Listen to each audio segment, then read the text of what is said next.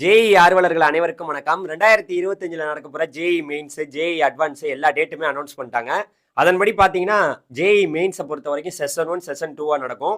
Session 1 வந்து பார்த்தீங்கன்னா, ஜனவரி 22ஆம் தேதியிலேருந்து ஜனவரி 31ஆம் தேதி வரைக்கும் நடக்க போகுது. அதற்கான அப்ளிகேஷன் க்ளோஸ் ஆயிருச்சு.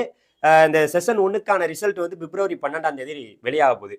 செஷன் 1ல நான் அப்ளையே பண்ணாம இருந்தீங்கன்னு வச்சுங்களேன், நீங்க வந்து பார்த்தீங்கன்னா, செஷன் 2க்கு அப்ளை பண்ணலாம். ஜனவரி 31ஆம் தேதியிலேருந்து பிப்ரவரி 24ஆம் தேதி வரைக்கும் அப்ளை பண்ணலாம்.